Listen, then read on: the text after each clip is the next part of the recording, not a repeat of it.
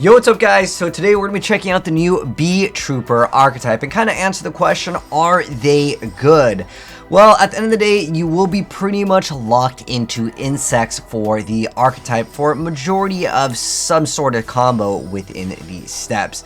However, we do have awesome cards like P.O Box to reset some of the cards like a mini pot of avarice for the deck. But what's like the turn 1 board that you're going to be making with this new BeeTrooper deck with the new insect support? Pretty much it's Invincible Atlas and then being able to summon a Sting Lancer and have the reoccurring negate called the BeeTrooper Fly and Sting. So this card, what it does is going to make it so when your opponent activates a monster effect, as long as you control a BeeTrooper, you get to negate and destroy it. And then during the end phase, if this card is in your graveyard and you have a insect monster with 3,000 more attack, you're going to be able to banish an insect monster and then reset the card. So it's kind of like an infinite, but it's a little bit slow, right? That's kind of like their go-to board. It honestly doesn't throw up like enough negates to negate every single play, but you do happen to have, I would say on average, one consistent negate, and that's because Sting Lancer is probably one of their better cards. Going to Koro Base was really good over there, being able to go activate that effect and targeting a defense position, shuffling it into the deck. We also have like a reborn for the deck called the BeeTrooper formation.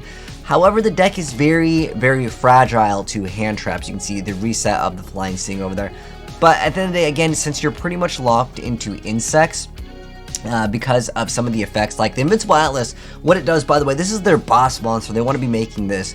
So with the BeeTrooper archetype, you know, being locked into insects, there's a few cards that actually lock you into insects, but it's got 3,000 attack and it cannot be targeted or destroyed by opponent's card effects. So it's almost like a Dragoons in that aspect, although Dragoons effect is way better and much more consistent. But on top of that, it has the ability to tribute an insect monster and then activate one of these effects. So you either get to special summon a BeeTrooper monster from your deck, which it's usually going to be Sting Lancer for the most part, and or you can make it gain 2,000 attack, so it becomes a 5,000 attacker. Now, when you boost it up to an additional 2,000 attack, it loses that bonus effect where it cannot be targeted or destroyed by opponent's card effects. So there is a give and a take with this, whereas some other archetypes, their boss monsters, they don't really have a downside.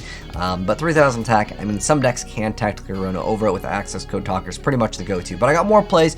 The next one I want to show you guys, there's going to be a few different builds here, but I mean, the first one's against Penguins. Penguins not the most meta of archetypes, I know that, but this deck would have no chance against some of the more meta decks, and that's because it doesn't really deal with a board that has already been made. So if you are trying to deal with a board that has multiple negates, this deck is probably going to be falling quite short, as not only do the monsters not really protect themselves, you need multiple monsters to go into anything that's even a threat in the first place, like right here with this play. A lot of times, a lot of these cards just like special summon itself if you control whatever, or just additional special summons to go into other cards. Like we have armor. This is another one of the link monsters. Let me go over this effect.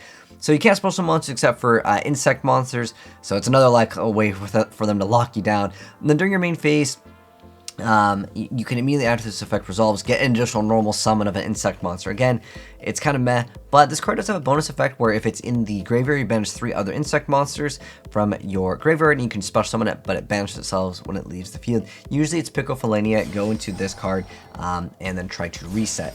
And you'll see that, unfortunately, with this card, it does have a downside, too. There's just too many downsides right now, I would say, for BeeTroopers. When you activate this card, this is the field spell. You target a BeeTrooper, you reborn it. It can't attack this turn, but you also lose life point equal to its original attack. Then if face insect monsters you control destroy a battle, or a card effect, you get to get a BeeTrooper token that is level 3, 1,000 attack, and 1,000 defense. You can only use each effect of it once per turn. But unfortunately, it's still a little bit short. You can see that the Ghost Ogre is going to be destroying that. So, unlucky. But right now, people are trying to just try to force some OTK plays with Doom Dozer. But the deck, as you guys can see, is very fragile to any hand traps. And like, there's really very limited follow-up plays because you are limited to, again, only going for insects over here. Now, there is another way to play the deck, and this is using the Gokibor engine, which is like the giant ballpark. And you guys will see it over here in a second. So Gold Sark activated. The Resonance is also activated over here, and he's going to go Foolish, then activate that effect and get out a shiny Black Sea. Then we also have the BeeTrooper formation, that's the Reborn, and then now this card has this awesome ability.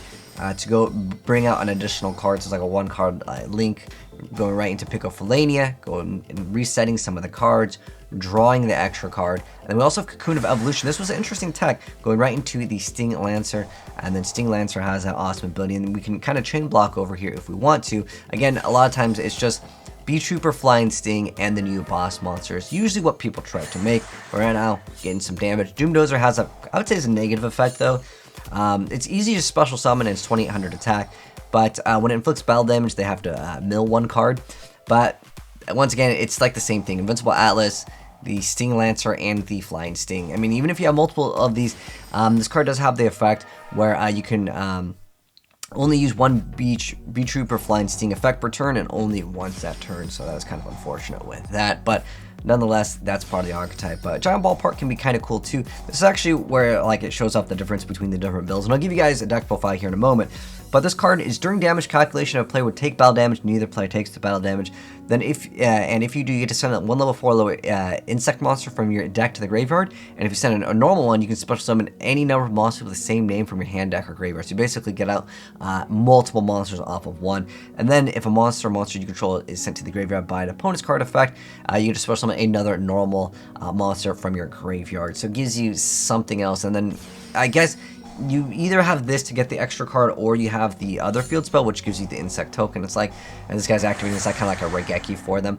This guy's playing some like 10 variant of the Atlantis deep sea thing, although he drew a lot of bricks. But like that's kind of how the deck plays. And again, I would say it doesn't really have like an insane matchup against the meta, but I have a lot of different deck profiles for you guys, courtesy of the other people. So that we're seeing in the gameplay. So shout outs to K Budge for this build over here. This one was playing Danger Mothman. You didn't really see it, but again, it's just like special summon. What is it? Both players get a draw card. I've never really been a fan of this danger card, but pretty much again, most of them are going to be doing the same thing. Your turn 1 best play is this card, and the boss monster most of the time. If you can follow it up with like an imperm, hey, that's cool. If you can have the BeeTrooper formation lingering, it does have that. If an insect monster is battle by card effect, you get a token, but it's still weak at the end of the day. All these cards are just to facilitate this combo of like going for P.O, make this card, P.O, and then you get to bring back the card, and then you go into this.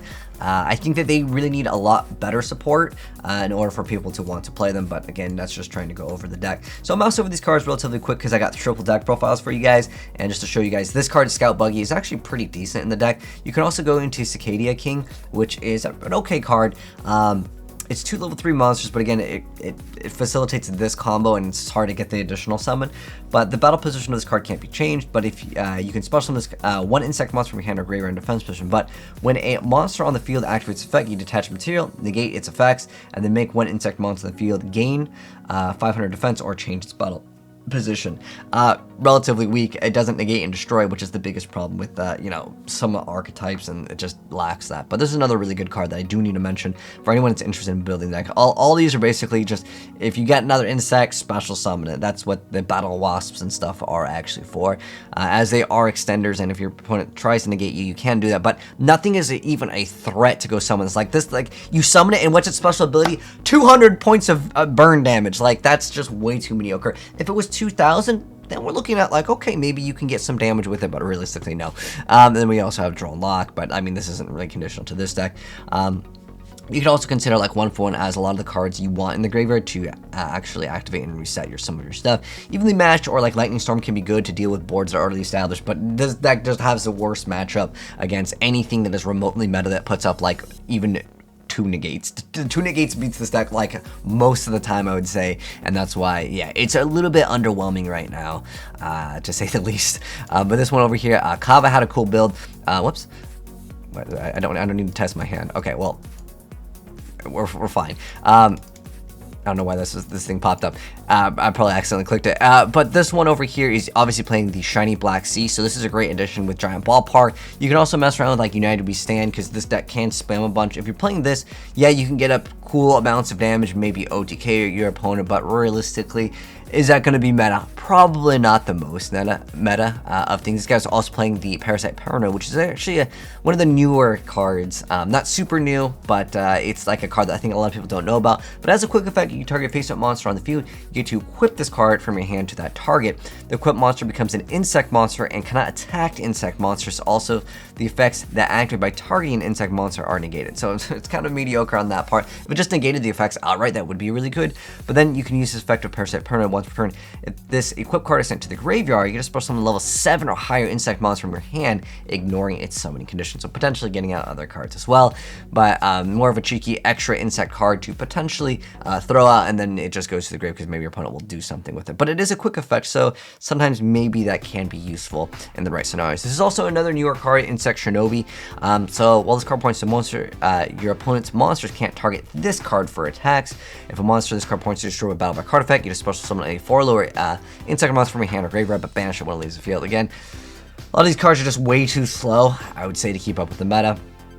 But that's just the way it is. So that was shout out to Kava for this one. This is MC Jesus over here. Relatively similar to the first build with the difference of the multiplication of ants. So this gives you a double ant tokens that can't be used for a tribute summon, but that's okay. You're not going to be doing any of that here. The biggest problem at the end of the day with this deck is locking you into insects, because some of the best like link monsters like these two here, like turn 1, this is a fantastic card, but you're locked into insects, so you can't really go for it. And then this is like your go-to play. But that's like the only real difference here with this different variety of builds. But anyways, that's gonna go ahead and wrap up the video. If you guys enjoyed it, drop a like on it. If you guys want to see an update on it, because they definitely need some more support, and hopefully they will get it. So we'll catch the insects maybe when they actually become good. But for the moment, I'd say BeeTrooper archetype, very underwhelming. But it's cool to see that we are actually getting more insect support. More likely later down the line, we'll get something else. But if you want to see more updates on this deck or more new Yu-Gi-Oh gameplays and deck profiles, if you're new here, hit subscribe, turn the bell, and you'll definitely see more very soon. But take care. I will catch you guys in the next vid. I'm out. Peace.